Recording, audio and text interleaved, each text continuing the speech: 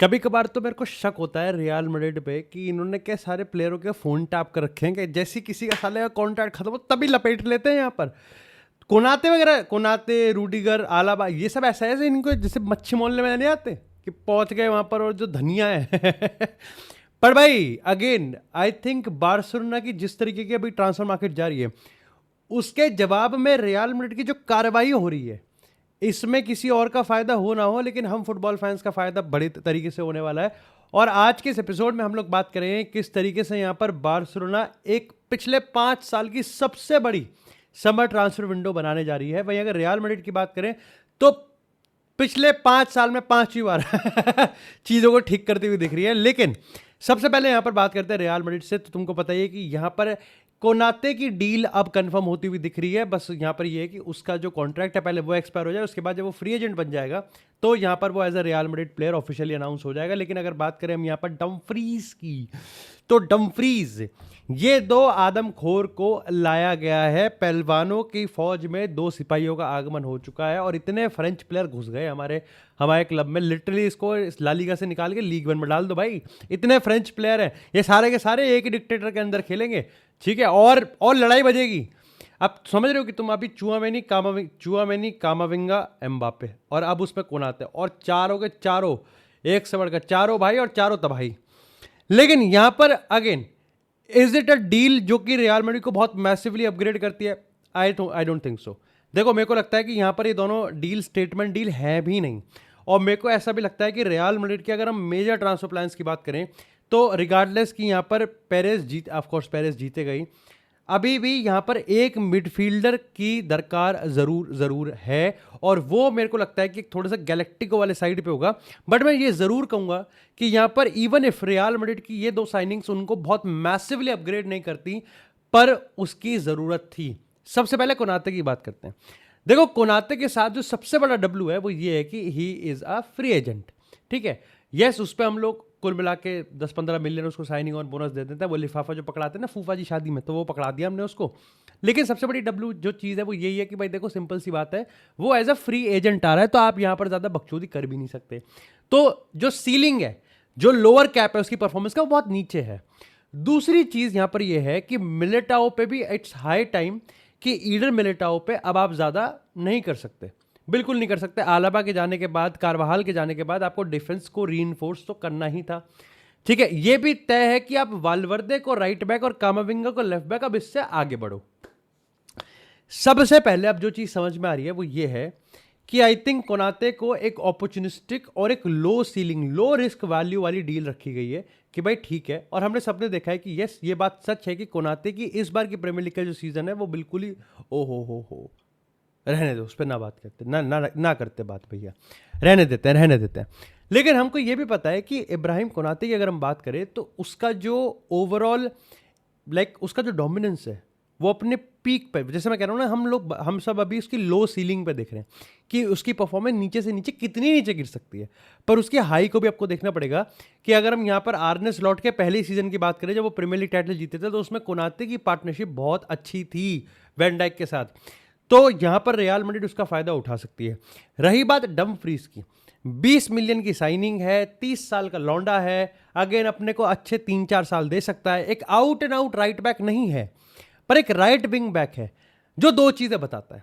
पहली चीज कि जोसे मोरिनो यहां पर अभी पर्टिकुलरली डिफेंस को रीइंफोर्स करने के लिए बहुत ज्यादा अर्जेंट बेसिस पे काम कर रहा है। दूसरी चीज कि यह भी तय है कि रियल मैड्रिड राइट विंग पे रोड्रिगो के अलावा यहां पर किसी और को नहीं देख रही। मास्टोंतोनो के लिए यहां पर आईएक्स में या फिर किसी और क्लब में लोन के लिए बात चल रही है, लेकिन यहां पर रोड्रिगो अभी तो साल भर पूरा ही बाहर रहेगा। लेकिन जब भी वापस आएगा तो यहां पर रियल मैड्रिड उस पे ही रिलाय करना चाहती है। वो चाहते हैं कि अगर ट्रेंट के बाद अगर कोई उसका बैकअप हो तो वो स्टाइलिस्टिकली जोसे मोरिनो को एक दूसरा ऑल्टरनेटिव दे, क्योंकि डमफ्रीज एक ऐसा प्लेयर है जिसका कद काठी अगेन पहलवान है। दूसरी चीज ये कि उसके क्रॉसेस, उसका अटैकिंग आउटपुट काफी अच्छा है। वहीं अगर यहां पर ट्रेंट की बात करें तो तुमको पता है कि ट्रेंट भी एक अलग डिफरेंट टाइप का प्लेयर है। सो यहां पर मेरे को लगता है कि स्टाइलिस्टिक 2 आपके पास ऑल्टरनेटिव्स हैं और जोसे मोरिनो दोनों प्लेयर्स में खेल सकता है। और पर्टिकुलरली डमफ्रीज एक ऐसा प्लेयर है जो मैं अंडर जोसे मोरिनो एक काफी इंपॉर्टेंट प्लेयर देख पा रहा हूं। आई थिंक यहां पर रियल मैड्रिड जो कर रही है अभी वो चीज सही है कि रॉड्री को वो भी टारगेट कर रहे हैं, एंजो फर्नांडिस को वो टारगेट कर रहे हैं, अभी मैक एलिस्टर का रहा है, लिवरपूल के कपड़े उतार दो सारे, ठीक है, छीन लो उसके। लेकिन जिस पे मैं काफ़ी ज़्यादा इंटरेस्टेड हूँ वो ये कि क्या ये ग्वार्डियोल की डील कर सकते हैं, क्योंकि अगर इन्होंने ग्वार्डियोल की डील कर दी तो मज़ा आ जाएगा भाई, वहां पर मामला स्वीट हो जाएगा, बिल्कुल स्वीट स्पॉट पे हिट हो जाएगा, क्योंकि ग्वार्डियोल एक ऐसा प्लेयर है जो कि ना ही टैक्टिकली रियल मैड्रिड को बेटर करेगा, फिजिकली भी बेटर करेगा, प्लस यहां पर अगर आप उसकी फ्लेक्सिबिलिटी को देखो, अगर उसकी वर्सिटैलिटी को देखो कि he can play centre back, he can play left back, और हमको पता है कि एट मैनचेस्टर सिटी उसका अटैकिंग आउटपुट एक टाइम पे अपनी पीक पावर्स पे था, उसने रियल मैड्रिड के अगेंस्ट भी यहां पर असिस्ट करा था हालैंड के गोल के लिए। तो ये सारी चीजें मेरे को लगता है कि अगर ये सारी चीजें होगी तो आप जोसे मोरिनियो के लिए with Mbappe and with Vinicius, मैंने तुमको पहले भी ये चीज बोली थी कि हम लोग कितनी साइनिंग्स कर लें, वो हमको अपना ये तो होमवर्क करना ही पड़ेगा। Yes, the major headline would be कि एम्बापे और विनी साथ में खेल पाएंगे नहीं खेल पाएंगे, जोसे मोरिनो एम्बापे विनी को कर सकता है नहीं कर सकता, जोसे मोरिनो वो थ्रैशोल्ड, वो बैरियर पार करवा सकता है नहीं करवा सकता, वो स्टैंडर्ड सेट कर सकता है कि नहीं कर सकता, वो मेंटालिटी लेके आ सकता है या नहीं लेके आ सकता। लेकिन मेरे को लगता है कि इन सबको टटोलने का, इन सबको इवैल्यूएट करने का सही आकलन तभी होगा जब आप पीछे का होमवर्क कर लोगे। और रियल मैड्रिड अगेन, क्या रियल मैड्रिड को ग्राउंड ब्रेकिंग डील्स करने की जरूरत है? मेरे को नहीं लगता, पर्टिकुलरली मेरे को नहीं लगता। आपने करेरास पे इन्वेस्ट करा है, आपने हॉइसन पे इन्वेस्ट करा है, आपके पास कोर्तुआ का भी टाइम है, आपने ट्रेंट पे इन्वेस्ट करा है, आप अब क्वार्डियोल पे अगर इन्वेस्ट करते हैं, डम्फ्रीज आप लिया है और कुनाते अगर आप लिया है, और अभी तो आप 2 प्लेयर लेके आए हो और दोनों डिफेंस में लेके आए हो फॉर कंबाइंड 20 मिलियन, या फिर आप चलो आप सैलरी वैल्यू भी देख लो, लेकिन आपने यहां पर एक बहुत अच्छी चीप डील करी है जिसका लो रिस्क फैक्टर बहुत कम है, और उसकी हाई सीलिंग की अगर हम बात करें तो वो बहुत ज्यादा है, यानी कि फ्लोर बहुत कम है और सीलिंग बहुत टॉप है। ऐसे में आपको यह भी समझना पड़ेगा कि ग्वार्डियोल अगर आ गया तो मामला मजा आ जाएगा। यहां पर मिडफील्डर की दरकार अभी भी बिल्कुल है। अब बात करते हैं यहां पर एफसी बार्सिलोना, क्योंकि भाई देखो बार्सिलोना भाई ना मान रही बिल्कुल भी। एज ऑफ नाउ ये बात सच होती हुई दिखी है कि बार्सिलोना 100 मिलियन का, देखो ये बात पब्लिक में आ चुकी है, न्यूज़पेपर में आ चुकी है कि बार्सिलोना ने 100 मिलियन का ऑफर दिया था, जो कि एथलेटिको ने शायद से रिफ्यूज कर दिया। अब ये बात अगेन इस पे सबके अपने अपने ओपिनियन है कि फॉर्मल ऑफर दिया था कि नहीं दिया था, लेकिन लोग ये मान रहे हैं कि एथलेटिको मैड्रिड अगर 150 मिलियन का ऑफर आप दोगे तो मान हो जाएगा बात, डिस्पाइट कि वो अपने आप को कितना ही टफ दिखाए, लेकिन पैसा बोलता है।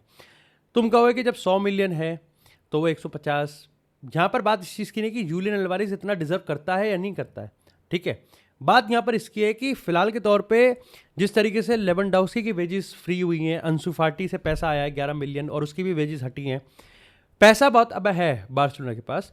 प्रॉब्लम बस ये है कि अगर वो यहाँ पर 120-130 का ऑफर देते हैं और उसके बाद जो जूलियन अल्वारेज को सैलरी भी देंगे, it would be very very hard for Barcelona कि वो कुछ और भी कर पाएंगे।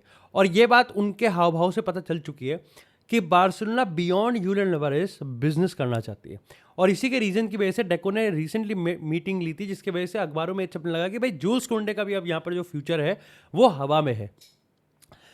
मेरे को पर्सनली ऐसा लगता है कि बॉल बार्सिलोना के ही कोर्ट में है। इसके 2-3 रीजन है। पहला रीजन यहाँ पर यह है कि आई थिंक एथलेटिको ने, अगर हम बैंटर वाली बात करें तो यस उनकी किल सही है बार्सिलोना की और गांड ली है, लेकिन मेरे को दूसरे एंड पे लगता है कि उनका खुद का भी कटा ही है, क्योंकि अल्टीमेटली आपका ही तो प्लेयर है, अरे आपके प्लेयर का एजेंट ही तो है, ताली एक हाथ से थोड़ी बचती है, आपका प्लेयर आके बोल दे। लेकिन यह बात साफ हो चुकी है कि जूलियन अल्वारेज के जितने भी कांड है, जितने भी अंदर से उसके क्लोज सोर्सेज हैं, जितने भी उसके एक्शंस हैं, वो ये चीज़ साफ बताते हैं कि भाई उसको बार्सिलोना ही ज्वाइन करना है, अदरवाइज इतनी चुप्पी ना होती है, जो भी ना होता। आप एक तरीके से बोल रहे हो कि यहाँ पर जूलियन अल्वारेज को एक विलन बनाया जा रहा है, जूलियन अल्वारेज को खामा घुसेड़ा जा रहा है बार्सिलोना एक हाथ से ताली बजाने के चक्कर में, लेकिन नहीं भाई, जूलियन अल्वारेज के अगर हम क्लोज सोर्सेज की बात करें, रिपोर्ट्स की बात करें, उसके खुद के ऑफिशियल अकाउंट की बात करें, तो ऐसा कोई स्टैंड आया ही नहीं है जहां पर ये चीज़ लग रहा हो कि हाँ भाई वो अपना फ्यूचर एथलेटिको मैड्रिड को कमिट करना चाहता है। जब यही नहीं वो कमिट कर रहा, तो आप ये तो कैसे ही बोल सकते हो कि वो बार्सिलोना ज्वाइन नहीं करना चाहता। अगेन यस, रेस में पीएसजी भी है, लेकिन मेरे को लगता है कि यहाँ पर जूलियन अल्वारेज का जो मन है वो सेट हो चुका है बार्सिलोना में। लेकिन बार्सिलोना बियॉन्ड जूलियन अल्वारेज देख रही है, वो देख रही है यहाँ पर बर्नार्डो सिल्वा को भी, वो देख रही है यहाँ पर और डिफेंसिव रीइंफोर्समेंट्स को, वो देख रही है यहाँ पर आउट गोइंग की क्या वो किसी पे कैश इन कर सकते हैं। क्योंकि यहाँ पर जो अंदर से खबर आ रही है, जो अंदर से आपको हेडलाइन मिलती है, वो ये है कि बार्सिलोना का अगले सीजन का जो अल्टीमेट ऑब्सेशन है, इट इज चैंपियंस लीग।